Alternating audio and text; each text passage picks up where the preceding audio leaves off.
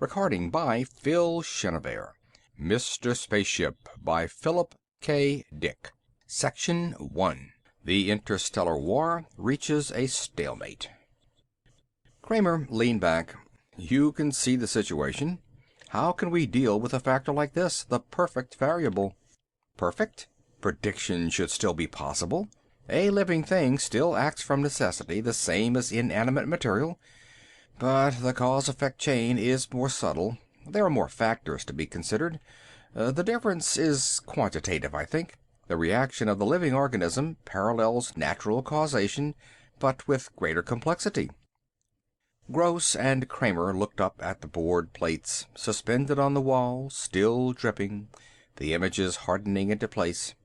Kramer traced a line with his pencil. See that? It's a pseudopodium. They're alive, and so far a weapon we can't beat. No mechanical system can compete with that, simple or intricate. We'll have to scrap the Johnson control and find something else. Meanwhile, the war continues as it is. Stalemate, checkmate. They can't get to us, and we can't get through their living minefield. Kramer nodded. It's a perfect defense for them. But there still might be one answer. What's that? Wait a minute. Kramer turned to his rocket expert, sitting with the charts and files. The heavy cruiser that returned this week, it didn't actually touch, did it? It came close, but there was no contact? Correct. The expert nodded. The mine was 20 miles off. The cruiser was in space drive, moving directly toward Proxima, line straight, using the Johnson control, of course. It had deflected a quarter of an hour earlier, for reasons unknown. Later it resumed its course. That was when they got it. It shifted, Kramer said, but not enough. The mine was coming along after it, trailing it. It's the same old story. But I wonder about the contact. Here's our theory, the expert said. We keep looking for a contact, a trigger in the pseudopodium, but more likely we're witnessing a psychological phenomena, a decision without any physical correlative. We're watching for something that isn't there. The mine decides to blow up. It sees our ship, approaches, and then decides. Thanks. Kramer turned to Gross. Well, that confirms what I'm saying.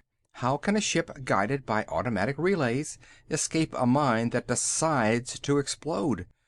The whole theory of mine penetration is that you must avoid tripping the trigger. But here the trigger is a state of mind in a complicated developed life form. The belt is 50,000 miles deep, Gross added.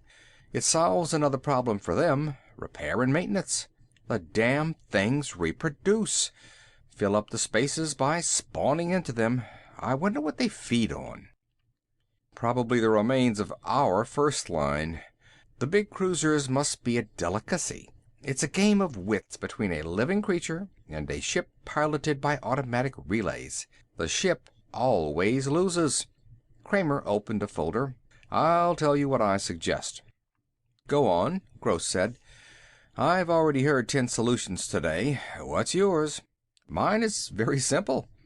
These creatures are superior to any mechanical system, but only because they're alive. Almost any other life form could compete with them, any higher life form. If the Yucks can put out living mines to protect their planets, we ought to be able to harness some of our own life forms in a similar way. Let's make use of the same weapon ourselves. Which life form do you propose to use? I think the human brain is the most agile of known living forms. Do you know of any better? But no human being can withstand outspace travel. A human pilot would be dead of heart failure long before the ship got anywhere near Proxima. But we don't need the whole body, Kramer said. We only need the brain. What? The problem is to find a person of high intelligence who would contribute in the same manner that eyes and arms are volunteered. But a brain, technically it could be done. Brains have been transferred several times when body destruction made it necessary. Of course, to a spaceship, to a heavy outspace cruiser, instead of an artificial body, that's new. The room was silent. It's quite an idea, Gross said slowly. His heavy, square face twisted.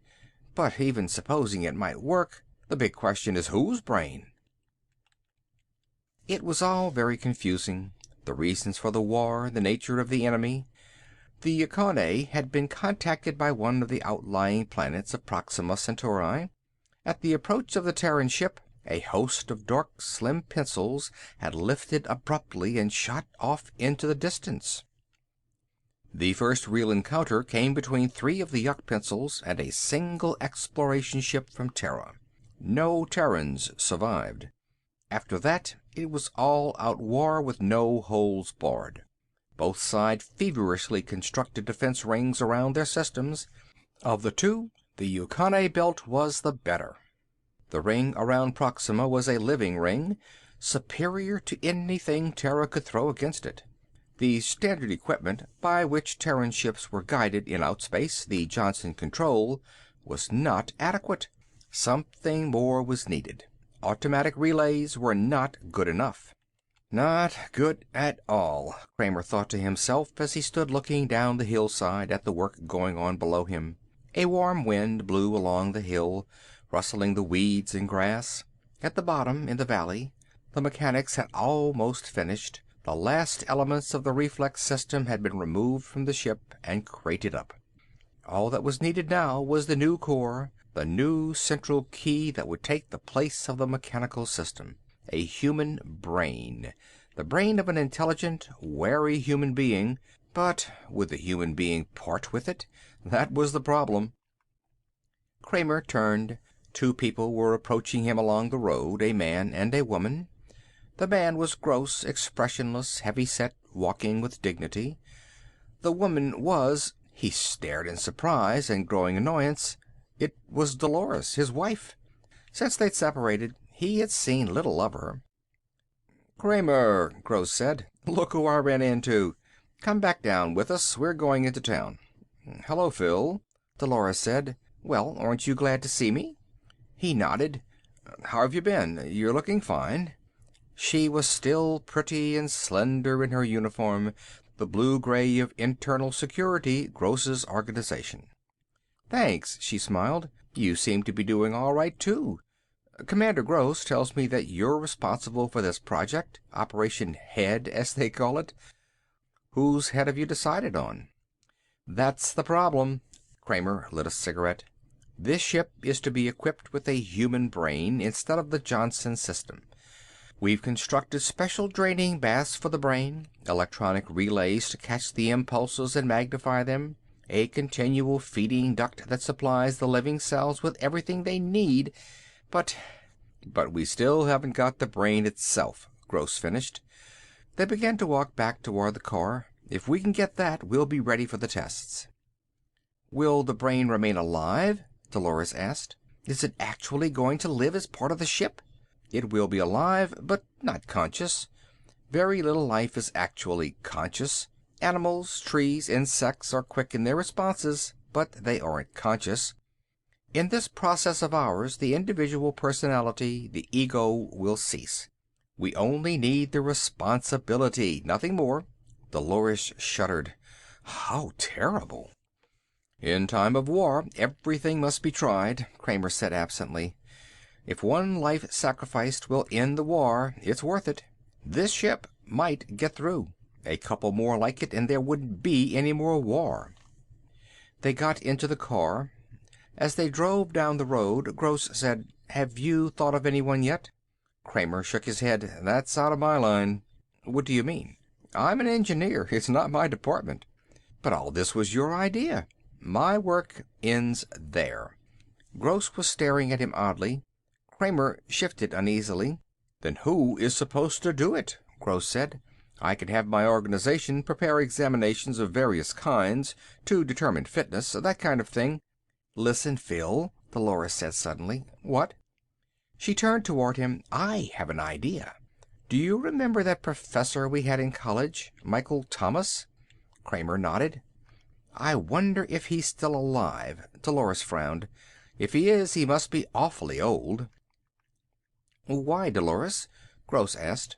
"Perhaps an old person who didn't have much time left, but whose mind was still clear and sharp." Professor Thomas. Kramer rubbed his jaw. He certainly was a wise old duck. But could he still be alive? He must have been 70 then. We could find that out, Gross said. I could make a routine check. What do you think? Dolores said. If any human mind could outwit those creatures...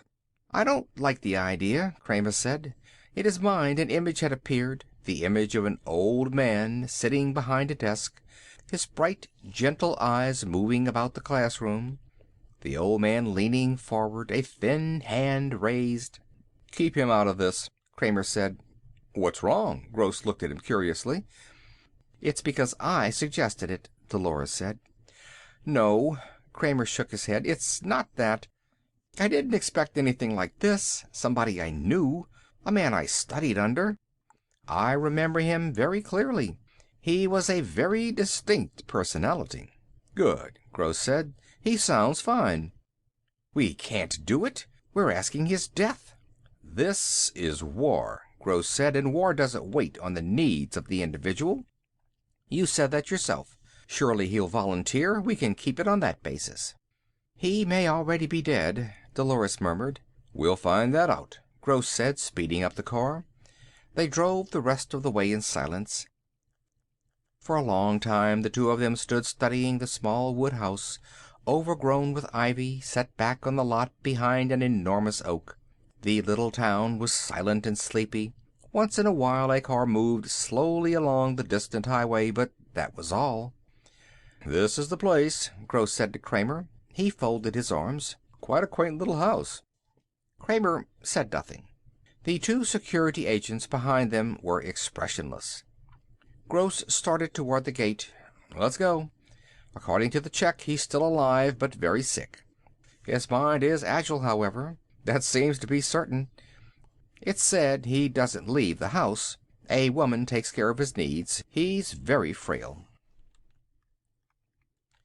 They went down the stone walk and up onto the porch. Gross rang the bell. They waited. After a time they heard slow footsteps. The door opened. An elderly woman in a shapeless wrapper studied them impassively. Security, Gross said, showing his card. We wish to see Professor Thomas.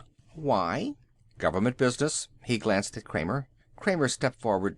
I was a pupil of the professor's, he said. I'm sure he won't mind seeing us. The woman hesitated uncertainly. Gross stepped into the doorway. All right, Mother. This is wartime. We can't stand out here. The two security agents followed him, and Kramer came reluctantly behind, closing the door. Gross stalked down the hall until he came to an open door.